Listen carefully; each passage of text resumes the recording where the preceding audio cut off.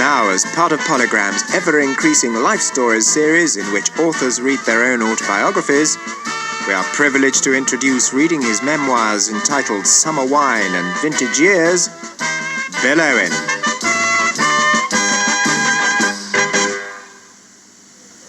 People rather than places have been the real milestone in my life.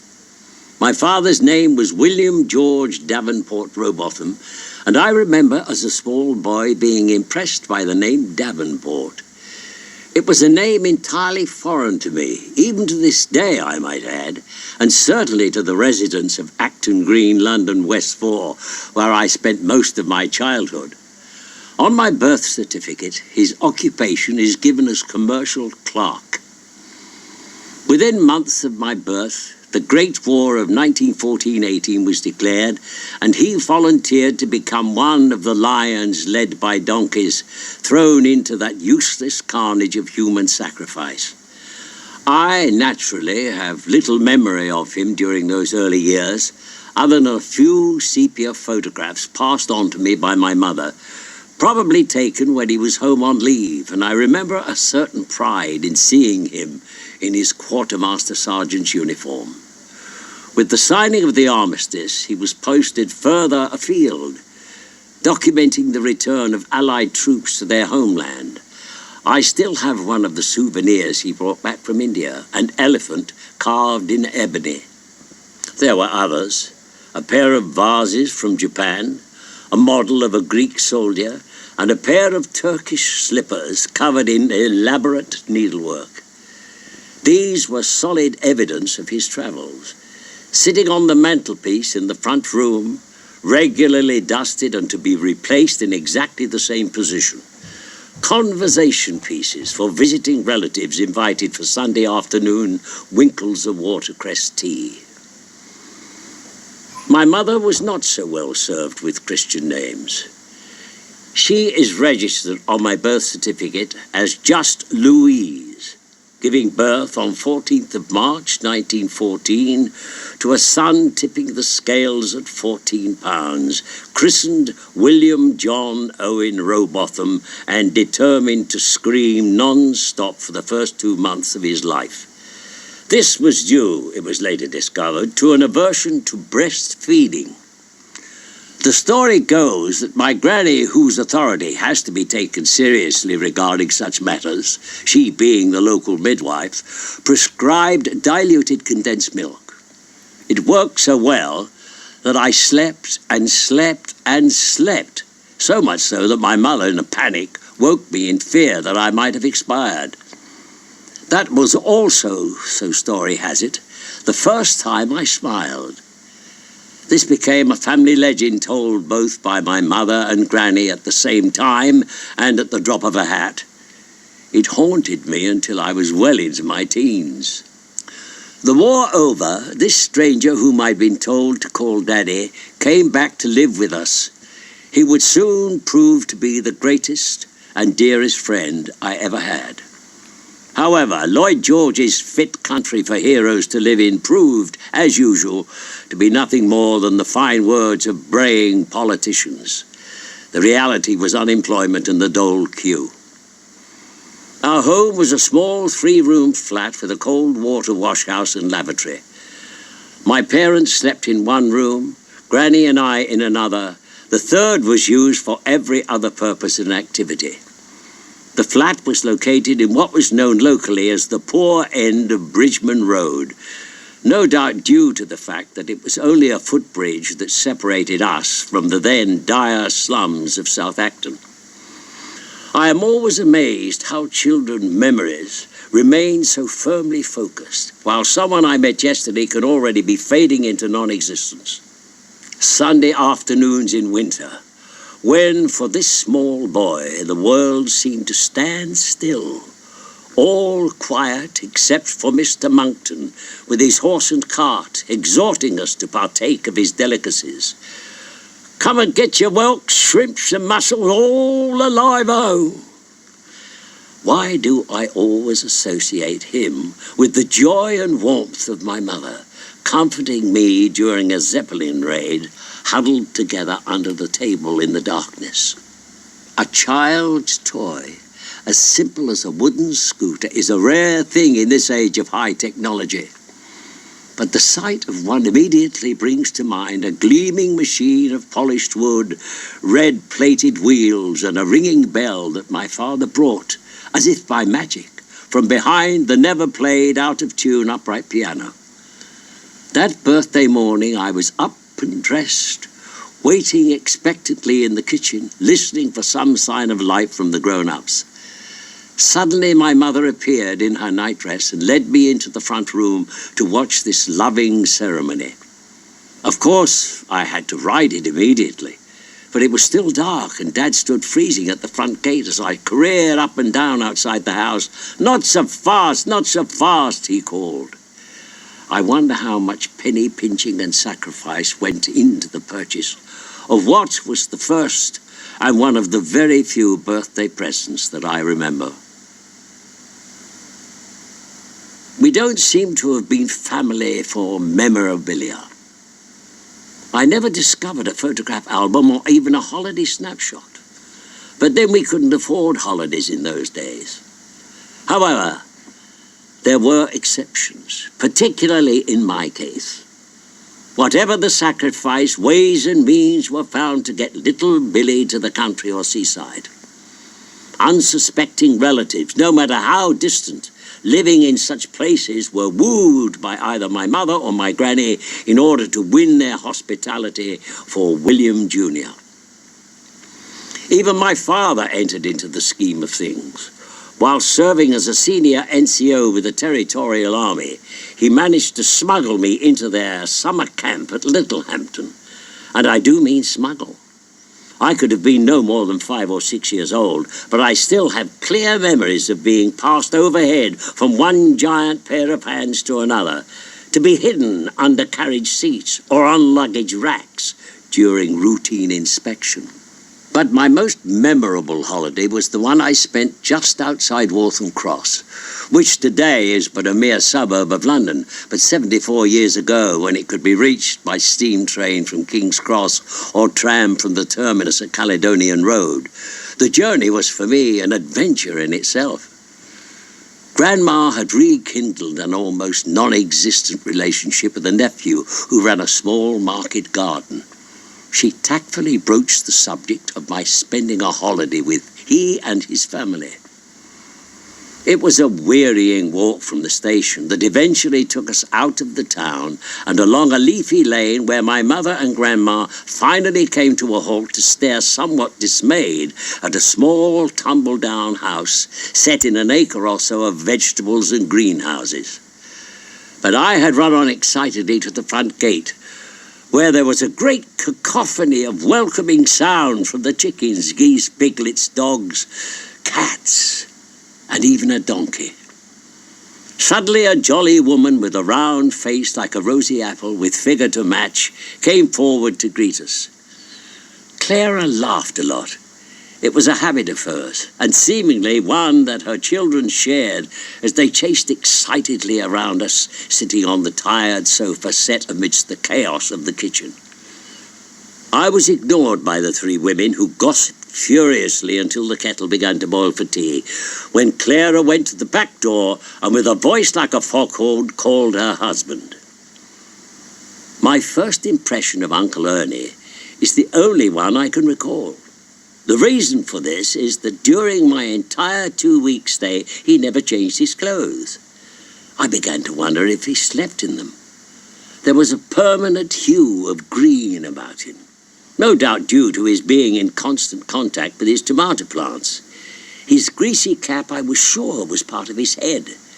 An old shirt open to the navel exposed a barrel-like belly that overflowed a pair of trousers that stayed up as if by magic. But he was a gentleman, somewhat shy in the presence of the 2 strange women.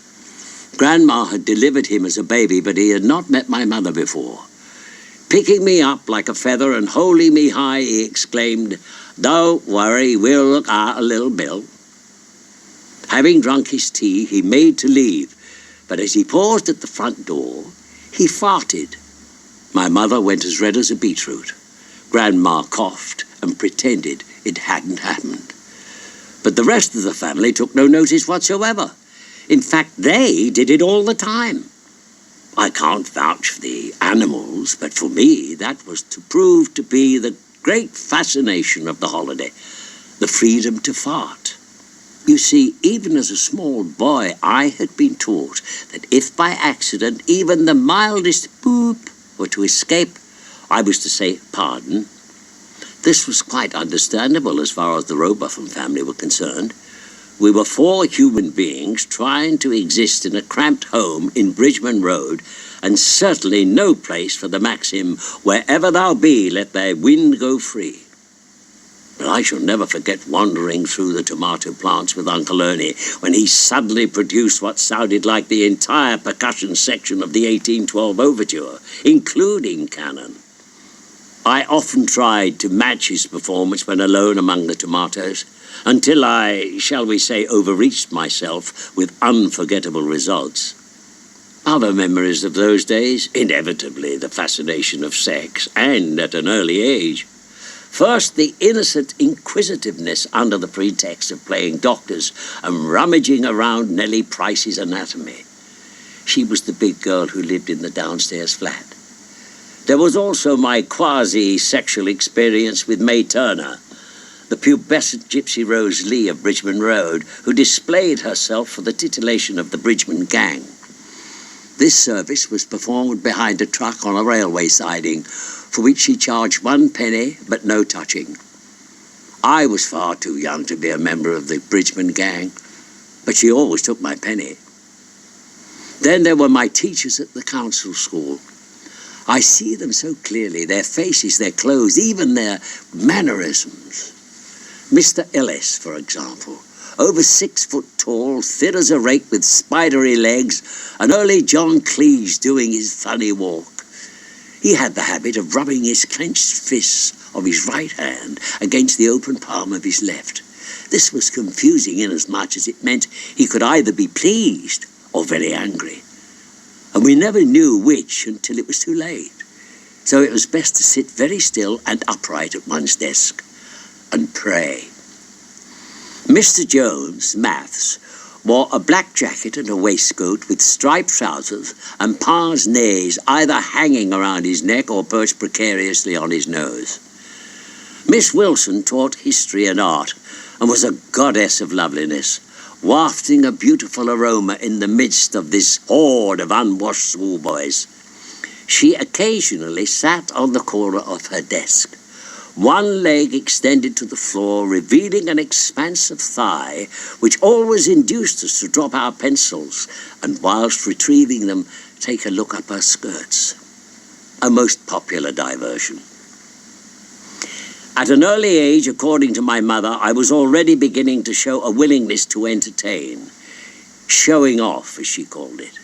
Hitherto, any talent for entertaining in our family manifested itself only in my father's rendering of Burlington Bertie and my mother's tear-jerking, full-blooded version of The Sunshine of Your Smile. There was, of course, the rumour of my grandfather bringing the house down playing the spoons. My granny also spoke of her embarrassment the afternoon when she took me to her Wesleyan Chapel old folks sing-along, where I gate-crashed the stage and recited a little poem she had taught me. On Monday we had bread and dripping. On Tuesday we had dripping and bread. On Wednesday and Thursday, by way of a change, we just had the dripping instead. I've heard it said that an only child is a lonely child. This surely must depend on the child's circumstances.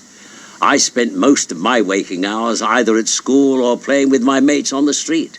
Come rain or shine, and only after that final threat from my mother, "You wait till your father gets home," would I reluctantly go indoors. But once indoors, however, where there was no communication with anyone of my age, I was prompted to create my own imaginary characters, and in the secrecy of the little bedroom I shared with my grandmother, act out my own fantasies. So my life had begun. And with the die cast, the assumption, as with all working-class families at that time, was that an ordained pattern would follow. School until I was 14, leave and get a job, any job. Choice of employment was rare indeed. Find a girl, get married, live near our parents who soon would become grandparents, and thus the accepted cycle would continue. This was, after all, the recognized concept of what life was all about. To expect much more was to court disappointment, and deserved at that. It was 1926, the general strike, and Acton High Street and its surrounding thoroughfares were alive with uniforms. Soldiers, police, and special constables were everywhere. +4 Johnnies, the civilian volunteers, were driving buses protected by armed guards, whilst motorized military rode here, there, everywhere, chasing red banners. Revolutionaries had already taken over the town hall. The day of reckoning was at hand, and my father, now a communist, was in the thick of it. As far back as I can remember, we had always been a Labour household, as were all the others at the end of Bridgman Road. To boast of a Tory vote by advertising the local candidate in your front window was just asking for a brick. But this was violence, as our schoolmaster had warned us. Such people who would threaten the British way of life must be put down. On my way home from school one day, I saw my father struck to the ground by a policeman when he tried to pull a +4 from the seat of his bus. Sitting down with us that night, the first time for days, my mother tended his head wound as he regaled us with the story of how he and others had stormed a small local engineering works. It seems the workers had ignored the order to stop. So my father and his comrades stood over the machines, carrying pickaxes, threatening to smash them if the switches weren't pulled. They were. He went on, eyes alight, speaking to me of the end of capitalism, equal opportunities for all. The workers shall inherit the earth. Arise, ye starving, from your slumbers.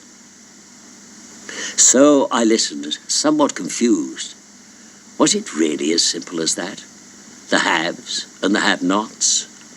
But far more important was this man sitting before me with bandaged head and bloodied shirt, so full of anger and revenge. Was this my father?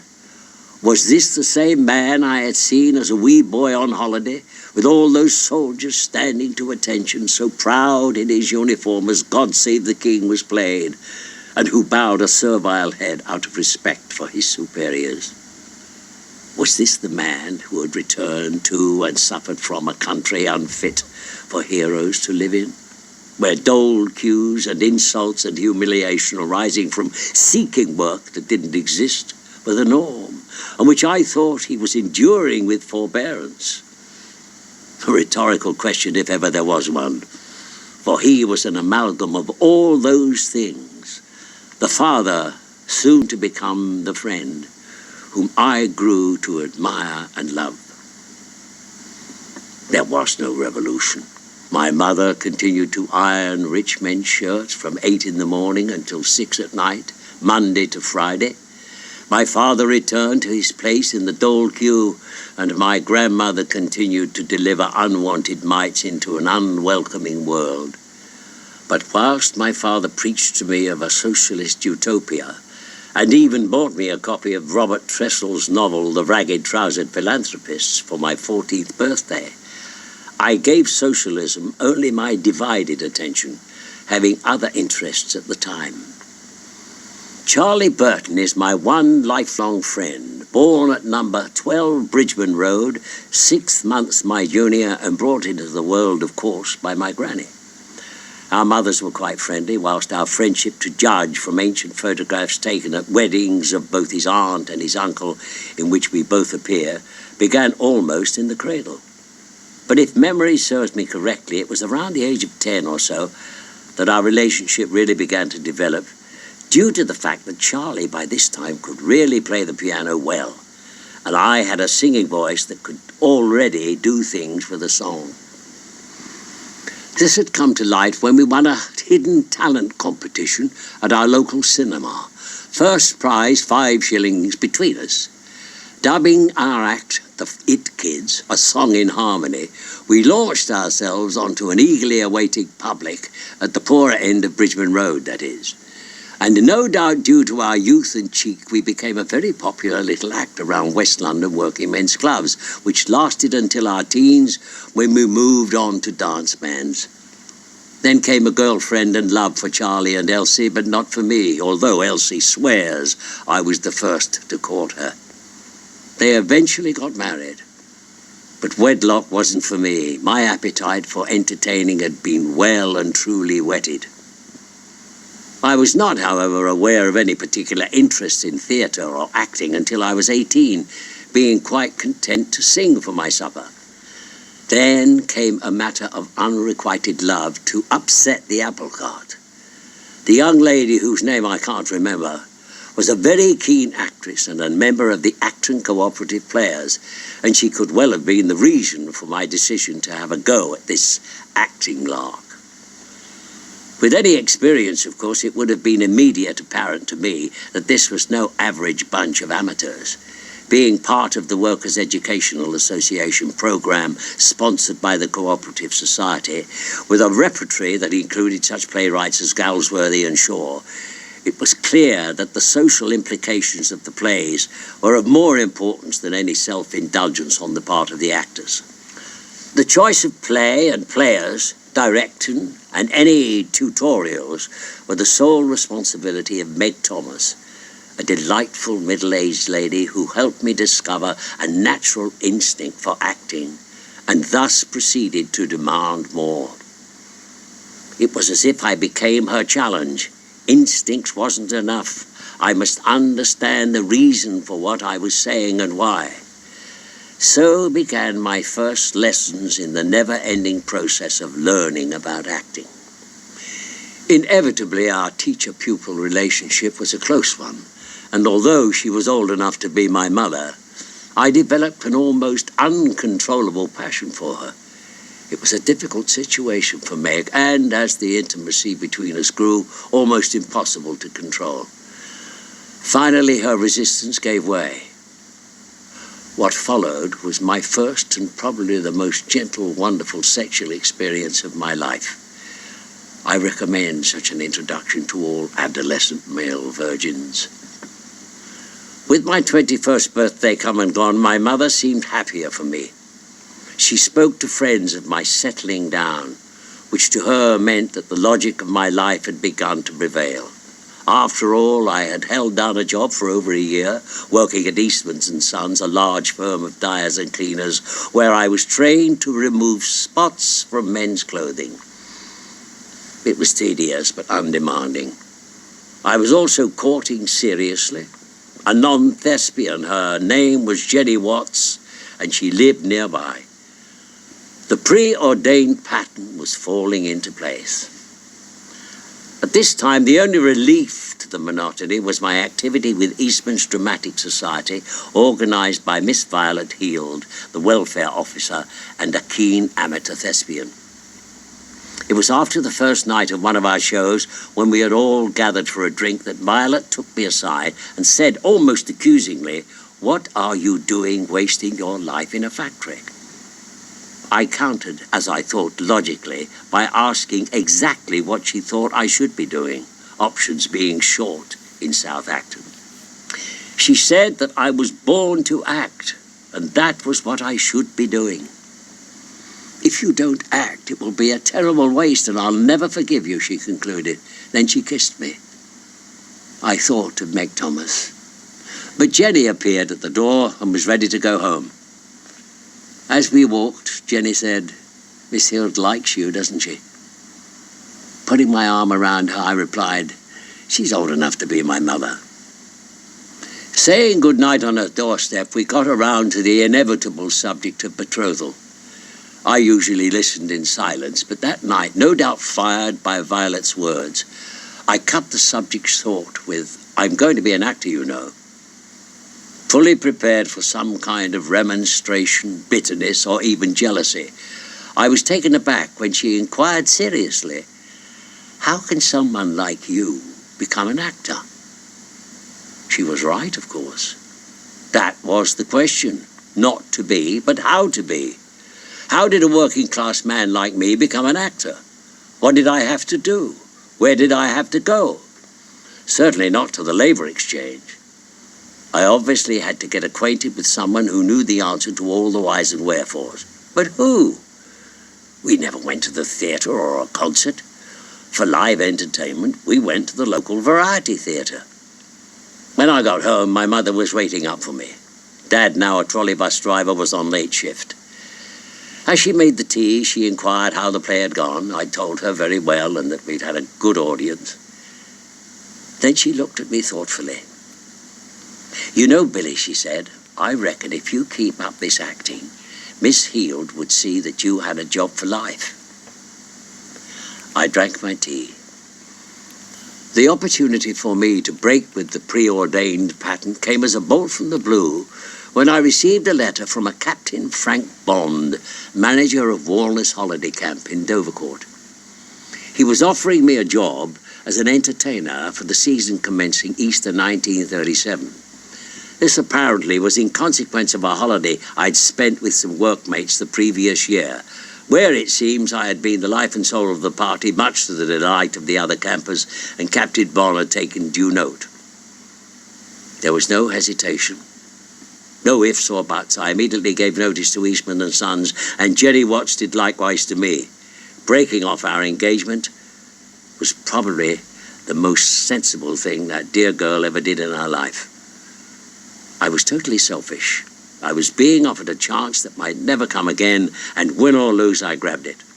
I worked 14 hours a day, 6 days a week, for which I was paid 35 shillings and my keep. But I was a pro. I sent a little home each week, but my mother, in order to make ends meet, took a lodger. Philip McConnell was a builder's labourer by trade, and coincidentally a keen amateur actor.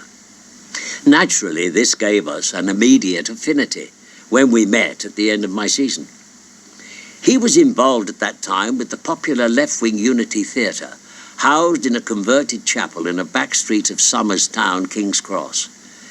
It was an amateur theatre insofar as the actors weren't paid, and because of its politics, it was a club theatre, which meant that it was necessary to be a member in order to see a performance. The sole reason for this was to avoid the dictatorial powers of the Lord Chamberlain, who exercised the right to say what could or could not be played or said. Whilst almost entirely maintained by the trades unions, it nevertheless had some eminent names amongst its membership.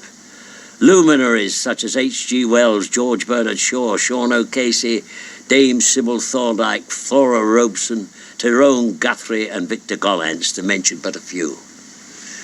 And Unity could boast the fact that it was the first theatre in this country to introduce the plays of the 16th century Spanish playwright Lope de Vega with its production of Fuente Ovejuna in 1938. Also with such a large and willing company of actors, which down the years spawned such names as Maxine Audley, Bob Hoskins, Michael Gambon, David Kossoff, John Slater, Vida Hope, Alfie Bass, and myself, it was possible to maintain a permanent repertory of plays, musicals, and reviews which, because of their social content, would not only attract new writers to this country, but also from abroad, such as Bertolt Brecht, Clifford Odets, and Erwin Shaw. It was not only writers who came to Unity from abroad. Philip McConnell's involvement at the time when we met was in a new American play, Plant in the Sun, written by Ben Wengel, the leading role of which was played by Paul Robeson, who had come over specifically to do so, paying all his own expenses.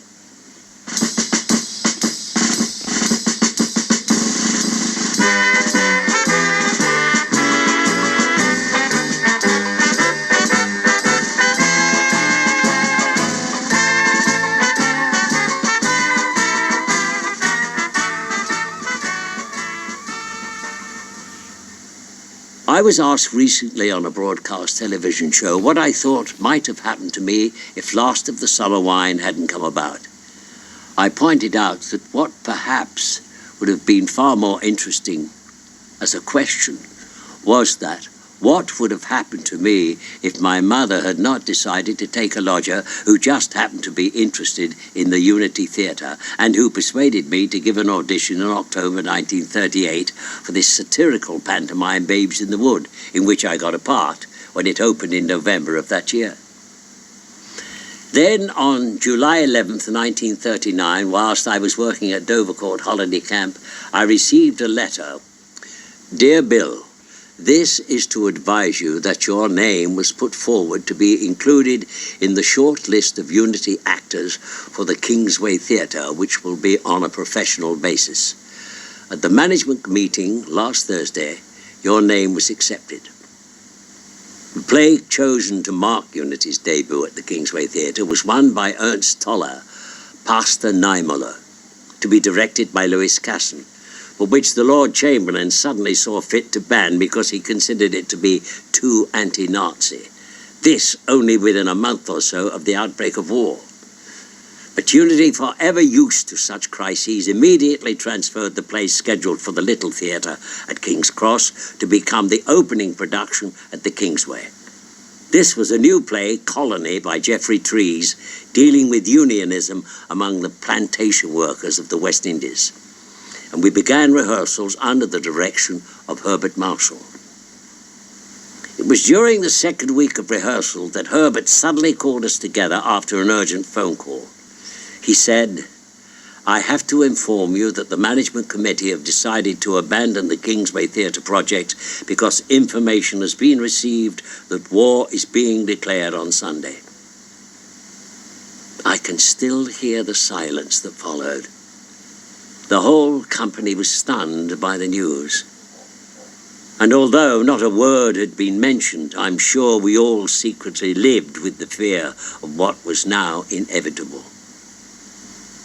I've had my share of disappointments in life, but never one to equal that. There were no fond farewells, no cries of good luck or see you around. It seemed we just silently collected our belongings and crept away. I remember standing outside the Kingsway Theatre, feeling utterly lost, not knowing what to do or where to go. The bottom had just fallen out of my little world. It was a bright sunny day. Traffic rushed to and fro, laughing office girls out for a lunchtime stroll were eyed by young bucks. Lovers clung shamelessly to one another, and people hurried by to pointless business meetings. Didn't they know? Didn't they care?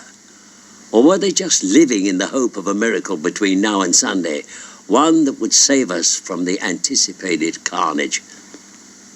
Then why couldn't we actors have been left in limbo to carry on with our make-believe? The thought of war has always been abhorrent to me, and when in 1940 the call came to join the colours and heed the demand that my country needed me, I fell back, as always, on my father's advice, succinct and very much to the point. Observe the rules and don't volunteer for anything. He also took the trouble to secrete in my small cardboard suitcase a packet of Condy's crystals. You see, a few dissolved in warm water will harden the soles of the feet. And a packet of French letters. The accompanying note said tersely, never be without 'em. I found myself in the Royal Pioneer Corps. I gave my civilian occupation as actor-entertainer, and within a week or so of settling down to army life under canvas in the Welsh Hills, I was duly sent for by the regimental sergeant major. He was a tall, physically overpowering man who frightened the daylights out of me when I presented myself to him. But off the barrack square, I discovered he spoke with a soft Celtic brogue, which went a long way to charming me into accepting the responsibility to form a concert party. He was a bit showbiz crazy and played the mouth organ, reminding me of this several times during our first meeting. But of course he was in, wasn't he? I mean, regimental sergeant major. I also thought it an opportunity to tell him that time would be needed for writing scripts, attending rehearsals, etc., etc., and in consequence, I was relieved of all duties other than basic training.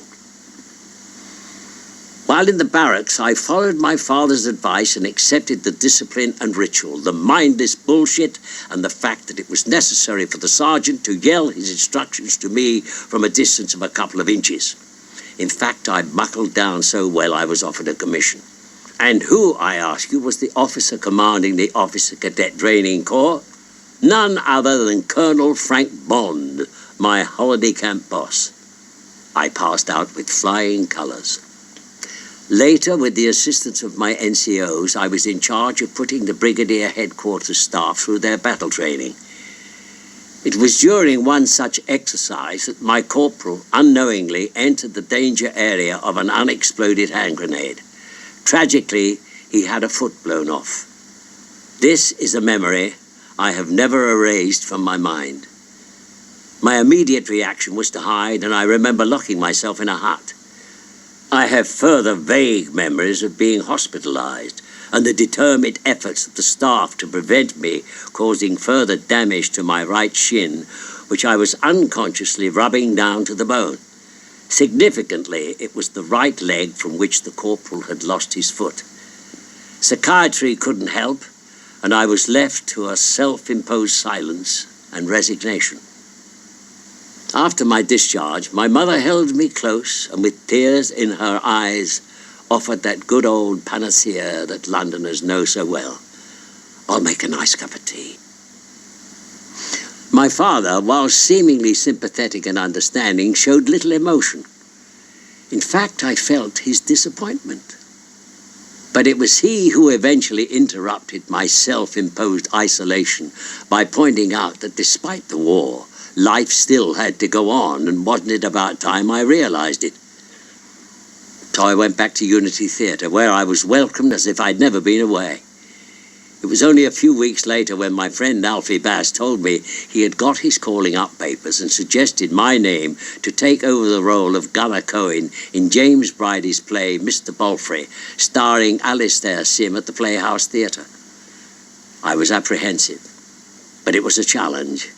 It seemed a lifetime since I'd even thought of acting. Life had suddenly become real. Could I do it anymore? But Alfie wasn't taking no for an answer. He had already fixed an audition for me. So the war that had been responsible for thwarting my first opportunity as a professional actor was to be the reason for my second. Also in London's West End, but not for long. A second blitz had begun, and so it was with relief that we learned that the play was going on tour. Now I was to have my first experience of theatrical landladies and their various concepts of comfort and cleanliness in wild and strange places like Glasgow and Bridlington. When we played Aberdeen, I was introduced to Edith Harris, who had escaped from Glasgow with her young daughter Zan, following a disastrous marriage and, as she described it, the suffocation of a loving family. Was it a mutual, instant affinity? Was it the immediate empathy of two lonely souls? Or was it love at first sight? The latter, for Edith, in her present circumstances, represented a cliché of which she was, understandably, very wary. As for me, almost 30, I had never before experienced such empathy. As the tour of the play ended in Aberdeen, I stayed on until my money ran out, by which time Edith and I were pretty confident that the die had been cast. Forced by lack of money, I returned to London and a full-time job at Unity Theatre as outside show organizer, which I very soon built up into a much-needed travelling entertainment company. There were 4 small mobile groups of amateur entertainers who travelled to factory canteens, air raid shelters, and anywhere workers were getting on with the task of trying to win the war. The Way to the Stars, 1945, is a classic war film of its time, and judging by its continual showing on television, probably one of the most popular. It was certainly a film in which I was glad to be involved, the main reason being that it was my first role of any note in a feature film. It was whilst we were filming on location at RAF Catterick that I have such fond memories. Arguing the role of theatre in society with Trevor Howard as we rode bicycles, both of us rather drunk. Stanley Holloway patiently teaching me to play poker, and dear Puffin Asquith, who directed the film so beautifully, but who always had time to make me feel at ease. With due regard to Terence Rattigan, who wrote the screenplay, I thought the name Nobby Clark, the character I played, lacked a certain imagination. However, I had learned through experience playing so many of these service types that the name and rank were synonymous with the lower orders, such as the lads I had grown up with, Lynch, Potts, Doyle, and even Rowbotham was abbreviated to Raw Arse. Yet I suppose there is a case to be made for such class distinction. For example, Lance Corporal Peregrine Worsthorne. Now, how could anyone be committed to Jankers with a name like that? But back to the affairs of the heart and that unfathomable thing, love, which with 300 miles separating Edith and I had developed into a spasmodic stop-go sort of romance, which was frustrating to say the least. In fact, there was a danger of our devotion coming apart at the seams. So it needed very little effort on my part to persuade her to join me on a pre-London tour with a play called Desert Rats, written by Colin Morris. This decision, I was to discover, did not improve the ongoing strained relationship between Edith and her father, a self-made man who, beyond the stock market and owning a few racehorses, saw his only other role as that of ruling his family. However, I will admit to a certain sympathy for the old man. Divorce wasn't such a popular sport in those days. It was a much more serious and certainly a much more prolonged procedure. And in order to see his daughter get through with as little trouble and inconvenience as possible, he had hired the best lawyers in Glasgow. But what was his daughter doing during these delicate negotiations? She was chasing around the countryside with an actor, and a poor and unknown one to boot. Desert Rats, as the title implies, was yet another war epic. This time about a lost desert patrol, but with Richard Green, the movie star, as the hero, we were assured of a success. I played Trooper Bates, which was the smallest but best written part in the play, as the critics were keen to point out. We opened at the Adelphi Theatre in London on April the 14th, 1945, to good reviews and a healthy reaction at the box office. But there was one unusual factor that seemed to overshadow this play about war. It was the prospect of peace, and the enemy was on the run. I sat looking out of my dressing room window at joyous crowds parading up and down Maiden Lane, celebrating that first day of peace. No more inspirational speeches, no more flags, darkness or death. They just wanted to enjoy the relief of being able to get on with their lives once again. The notice to close Desert Rats followed almost at once. That's the end of this side. Please fast forward the tape to the end and turn it over.